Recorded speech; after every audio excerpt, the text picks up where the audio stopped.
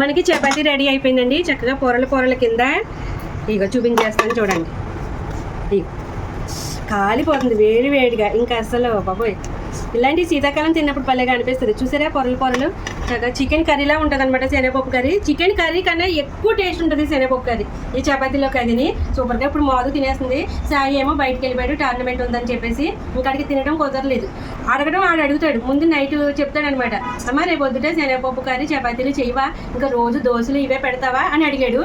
సరే అని చెప్పేసి ఈరోజు చేస్తుంటే ఈరోజు ప్రొద్దుటే వెళ్ళిపోయాడు.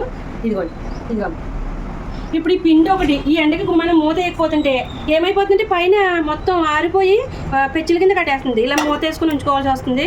ఇదిగోండి ఇలా పాలక చపాతీ చేసాను. అంటుకుపోయింది దీనికి. ఇక్కడ ఆయిల్లోనూ పిండి కలిపాను అనమాట, గోధుమ పిండి మధ్యలో వేసామంటే అలా పొరల కింద వస్తుంది అనమాట. చపాతీ చాలా బాగా వస్తుంది. ఇదిగోండి చపాతీ రెడీ అయిపోయింది. మెత్తగా ఎంత బాగుందో చూడండి. చక్కగా చూసారా పొరల కింద. ఈ కర్రీ చాలా బాగుంటుంది అనమాట. కాకపోతే ఇది శీతాకాలం చల్లగా ఉన్నప్పుడు అది తింటే బాగుంటుంది.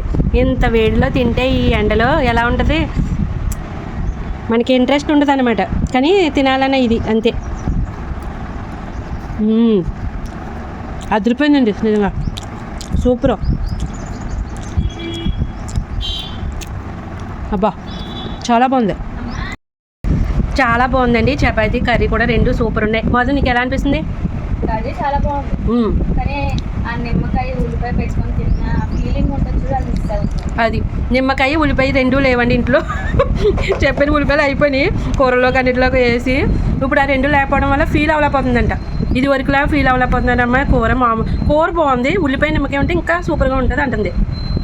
చెప్పాలంటే సేమ్ ఫీలింగ్ అండి నాకు కూడా. ఉల్లిపాయ ఇందులోకి నిమ్మకాయ ఉంటే చాలాసార్లు చెప్పాను మీకు ఈ కూర చేసినప్పుడల్లానే ఆ రెండు అసలు మిస్ అవ్వద్దని. ఇప్పుడు నేను ఆ రెండు మిస్ అయ్యామన్నమాట. కాబట్టి ఆ ఫీల్ అయితే లేదు. కానీ కూర చాలా బాగుంటుంది పొరలతోటి. కానీ ఆ రెండు కూడా ఉంటే చాలా బాగుంటుంది అండి టేస్టీగా. చక్కగా నిమ్మకాయ పిండుకొని అలాగా ఉల్లిపాయ పెట్టుకొని తింటే సూపర్గా అనిపిస్తుంది అనమాట. కూర అయితే వేరే లెవెల్ ఉంటుంది. అసలు చపాతీ చూసారా, ఇదిగోండి పొరల కింద ఎంత బాగా వచ్చిందో అది. కాకపోతే ఇప్పుడు ఇందులో ఆయిల్ అది వేసినా మధ్యలోను అదొకటి దాహం వేసేస్తుంది అనమాట మనకి. ఇప్పుడు మధ్యాహ్నం అది ఇలా ఆయిల్ అది వేసింది దాహం వేసేస్తుంది ఎక్కువగాని. కానీ ఇలాగా రుచిగా చేసుకుందే మనకేమో తినబుద్ధి కాదు.